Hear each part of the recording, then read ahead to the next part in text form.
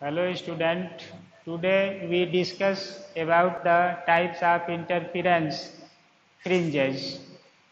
There are many types of interference fringes such as localized fringe, non-localized fringe, fringes of equal thickness, fringes of equal inclination, fringes of equal chromatic order. These fringes are either produced by division of wave front or produced by division of amplitude. तो इस lecture में हम लोग discuss करेंगे types of interference fringes कितने तरह की होगी, कैसे क्लासिफाई होगी, क्लासिफिकेशन बेस क्या होगा, अलग अलग उन्हें कैसे आइडेंटिफाई करेंगे, ये सब क्लियरिटी जो होगी कैसे मिलेगी, इसी को इस लेक्चर में डिस्कशन किया जाएगा कि इंटरफेरेंस फ्रिंज कितने तरह से ऑब्जर्व हो सकती है, उनका बेस क्या होगा, कैसे आइडेंटिफाई करेंगे उन्हें। तो आइए एक टॉपिक डिस्कस करते हैं about types of interference fringes. तो एक टर्म होगा टाइप्स ऑफ इंटरफेरेंस फ्रिंजेस। तो इसमें there are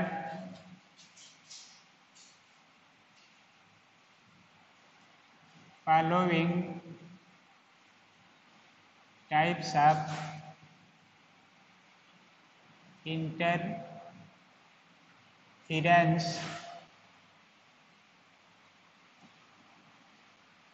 fringes. Following types of interference fringes. पहला है localized fringes, दूसरा है non localized fringes, तीसरा है fringes of equal thickness,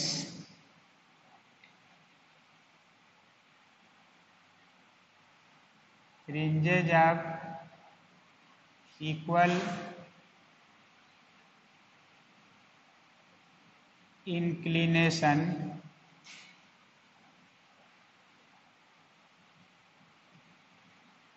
fringes of equal chromatic order. तो ये फ्रिंज आइडेंटिफाई होती है, इनका क्लासिफिकेशन एक दूसरे से अलग है, कैसे है ये हम लोग एक्सप्लेन करेंगे। तो इसमें अंडरस्टैंडिंग पॉइंट है, इसका मीनिंग एक्सप्लेन करते हैं। इसे देखिए, जैसे मान लीजिए थिन फिल्म है इस तरह से,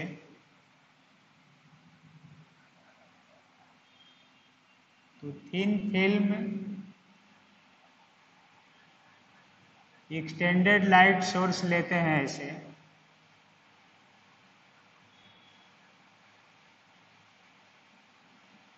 तो इसे लाइट रेज इंसिडेंट होती है।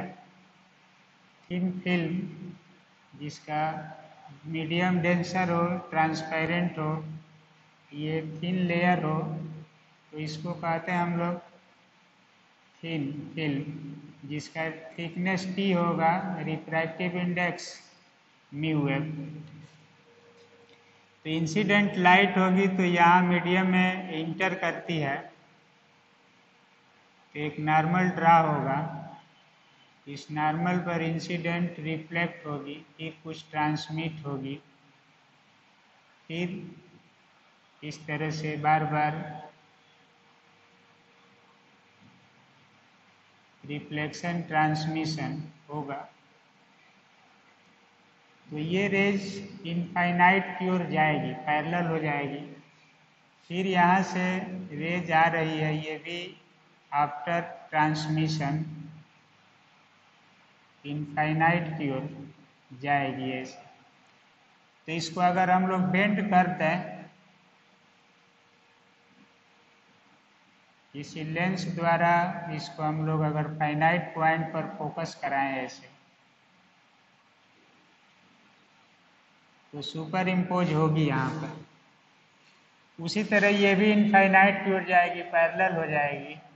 इसके बीच में भी एक लेंस यहाँ पर यूज कर दिया जाए, कन्वेक्स लेंस। तो इनफाइनाइट पर जाने वाली रेज फाइनाइट पॉइंट पर फोकस हो जाएगी, फ्रिंज एट फाइनाइट। ये भी जो होगी फ्रिंज एट फाइनाइट पॉइंट पर मिल जाएगी। तो फ्रिंजेज आप इक्वल थिकनेस हो, इंक्लिनेशन हो, कब कहाँ पर कौन बनेगी। तो इस केस में जब टू रेज, पहला है जैसे लोकलाइज्ड फ्रिंज, तो इसमें है कि टू पैरेलल रेज जब भी हो जाती है तो उनको इनफाइनाइट पर ना जा कर के फाइनाइट पॉइंट पर ले जाकर फ्रिंज बना लिया जाता है। तो उसी को कहते हैं लोकलाइज्ड फ्रिंज, मतलब जो लोकल एरिया में उत्पन्न हो जाए, जो लोकल पॉइंट पर मिल जाए। अगर ये व्यवस्था ना किया जाए तो इनफाइनाइट पॉइंट पर चली जाएगी, उसका कोई अंत नहीं होगा, न रियलाइज होगी। तो जो लोकल एरिया में बना लिया जाए, जो इनफाइनाइट पर जा रही थी फाइनाइट पॉइंट पर करके ऑब्जर्व कर लिया जाए, उसी को कहा जाता है लोकलाइज्ड फ्रिंजेस। तो ये जहाँ भी टू पैरेलल रेज होती है तो इसका मीनिंग होता है कि if two parallel rays are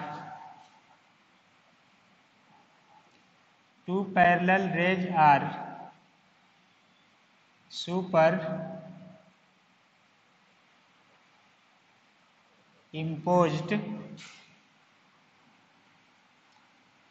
at finite point by convex lens instead of infinite point, then such superposed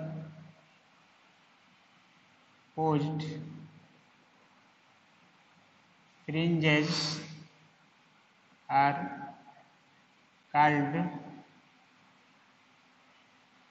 localized fringes. तो ये लोकलाइज फ्रिंज उसी को होगी, एक्सटेंडेड सोर्स में ये मिलती है, एक्सटेंडेड सोर्स के लिए ये ऑब्जर्व की जाती है। दूसरा होती है नॉन लोकलाइज्ड फ्रिंजेस। तो इसमें देखिए जैसे यंग्स डबल स्लिट एक्सपेरिमेंट है,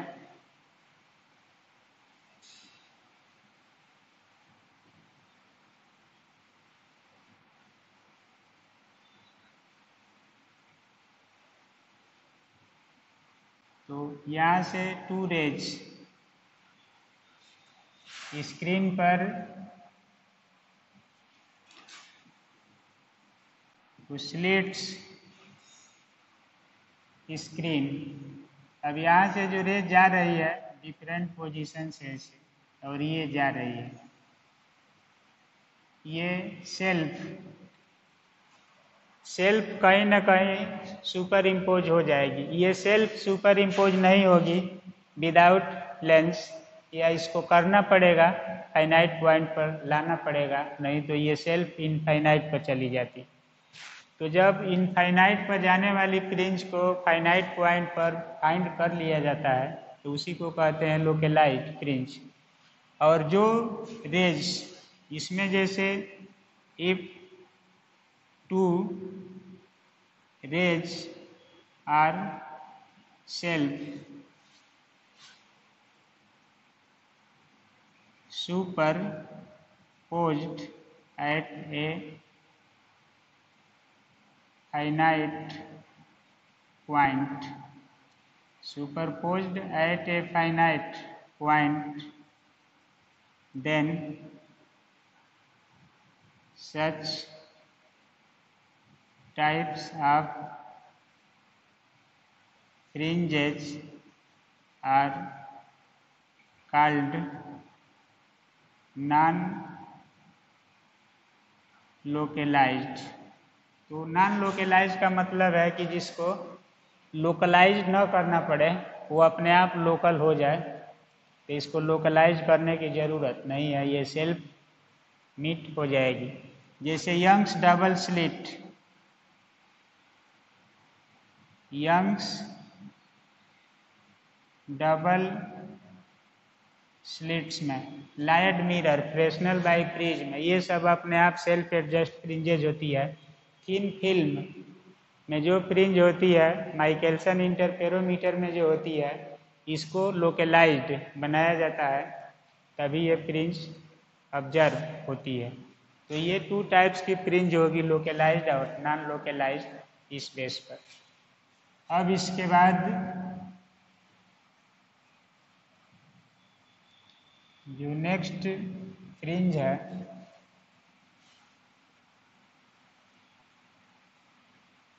वो देखिए, इस तीनों को एक ही में एक्सप्लेन किया जाता है। जैसे fringes of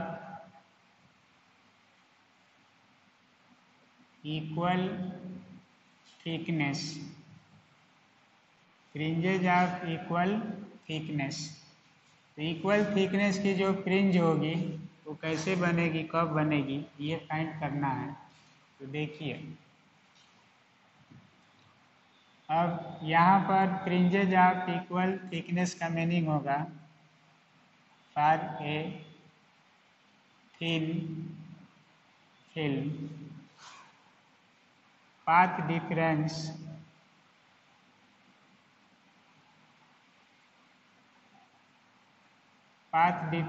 is delta equal to 2 mu f t cos theta r equal to n lambda, ये फार्मूला आया था। अब देखिए, इसी में तीनों को एक्सप्लेन कर देना है।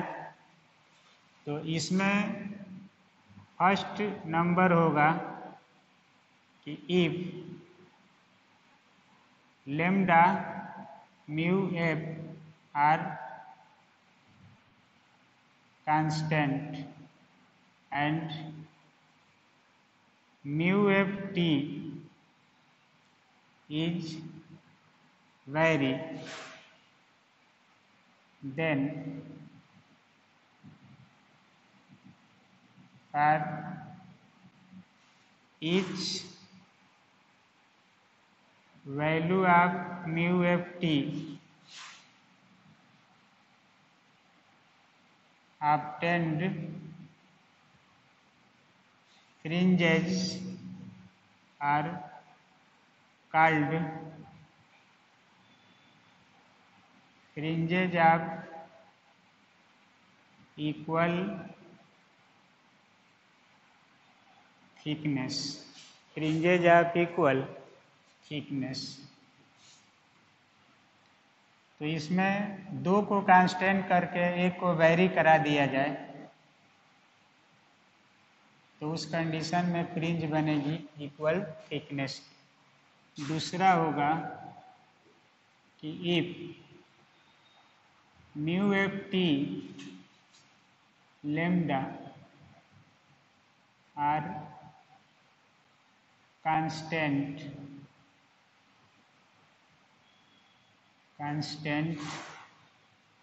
and theta r is vary then for each value of theta r obtained fringes are called fringes of equal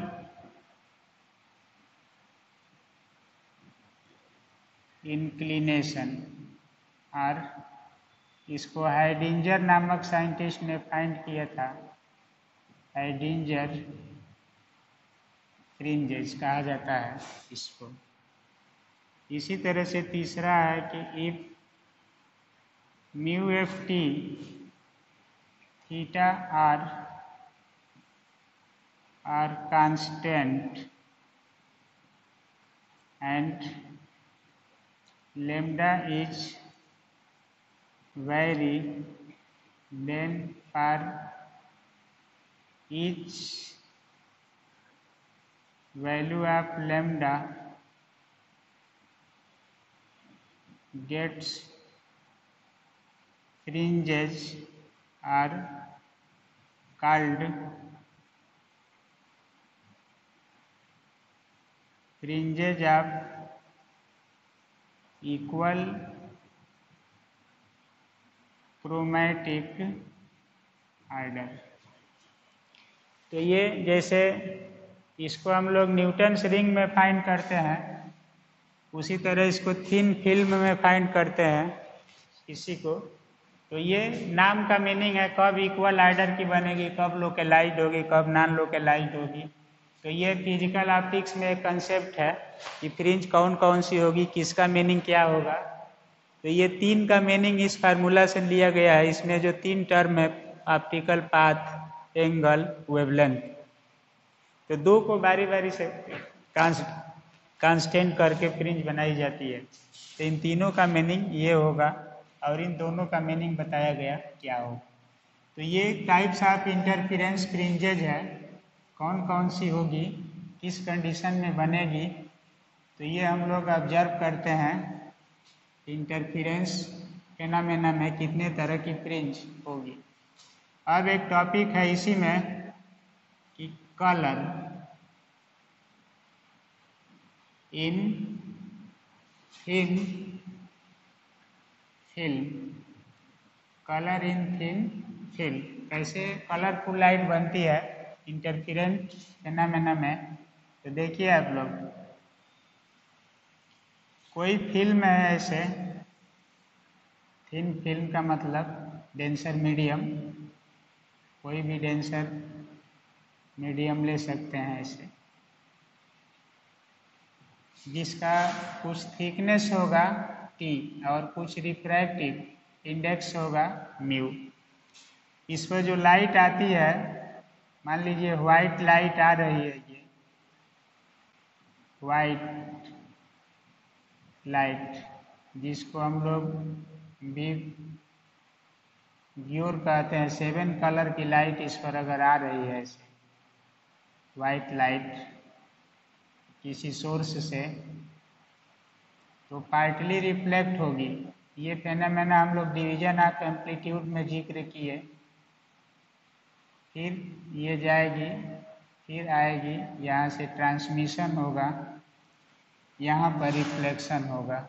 तो रिफ्लेक्टेड और ट्रांसमिटेड रेज ऐसे निकलकर इनफाइनाइट की ओर जाती है।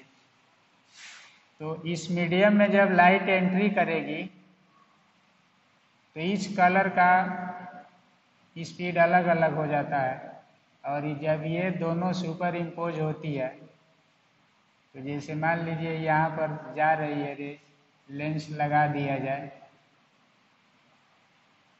तो ये सुपर इम्पोज होगी।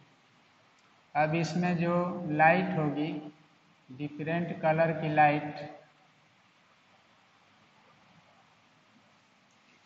का इमेज अलग अलग बनेगा। तो देखिए इधर, फॉर ए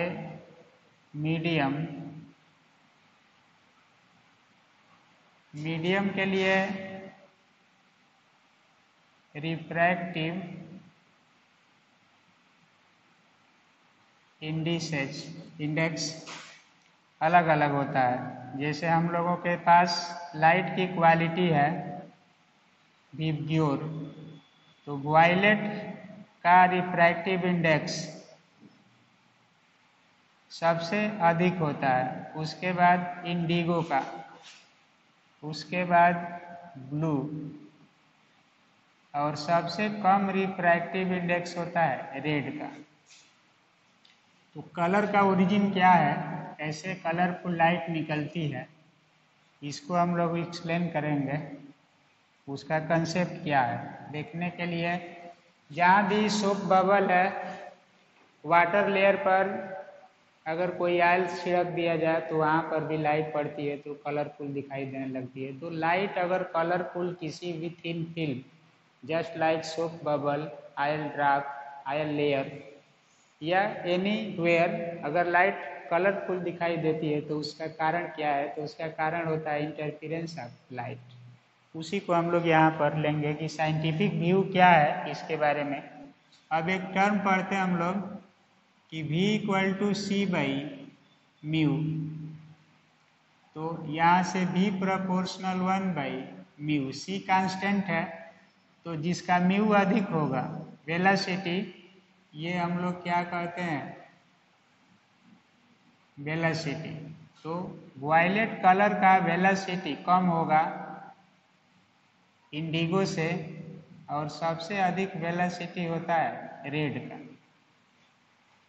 तो इसका मीनिंग यह है कि जो पाथ होगा, पाथ मतलब डिस्टेंस, और डिस्टेंस का मतलब है स्पीड इनटू टाइम। तो जिस कलर का इस मीडियम में एंट्री करेगी तो सब कलर की स्पीड अलग अलग हो जाएगी, तो सब अपने अपने स्पीड से चलेगी, अपने अपने पाथ पर जाएगी और अपना अपना सुपरपोजिशन करेगी। तो एक कलर का पाथ डिफरेंस कांस्टेंट होगा, फेज डिफरेंस कांस्टेंट होगा, उसी का इंटरफेरेंस अपने कलर के अनुसार होगा। तो यहाँ पर जो स्क्रीन होगा, फ्रिंज बनेगी, वो colourful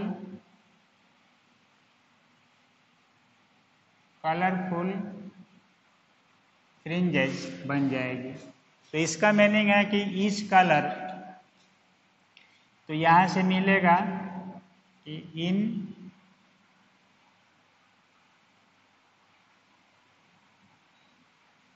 inside film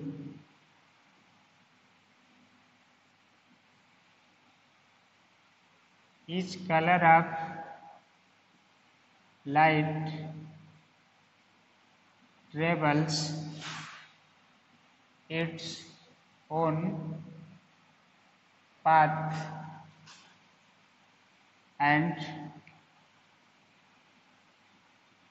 after reflection, multiple reflection हो रहा है और transmission,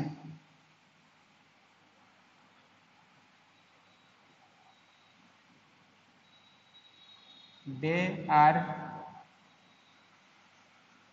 superposed and produce the interference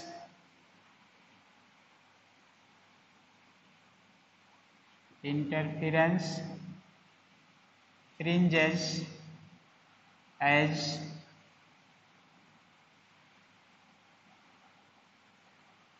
colourful.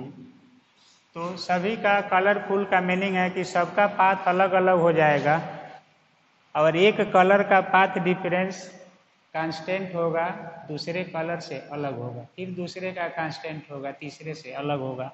तो जब फेज डिफरेंस कांस्टेंट होगा तो पाथ डिफरेंस भी कांस्टेंट हो जाएगा, और कांस्टेंट फेज डिफरेंस पर मिलने वाली कोई भी दो कोहेरेंट वेव सुपरपोजिशन होने के बाद इंटरफेरेंस की घटना प्रोड्यूस करती है, और वही इंटरफेरेंस फ्रिंज जो होती है ईच कलर का सेपरेट पोजीशन पर बन जाती है, और वही सेपरेट पोजीशन जो होता है रेड रेड दिखाई देगा, ब्लू ब्लू दिखाई देगा, इंडिगो इंडिगो दिखाई देगा।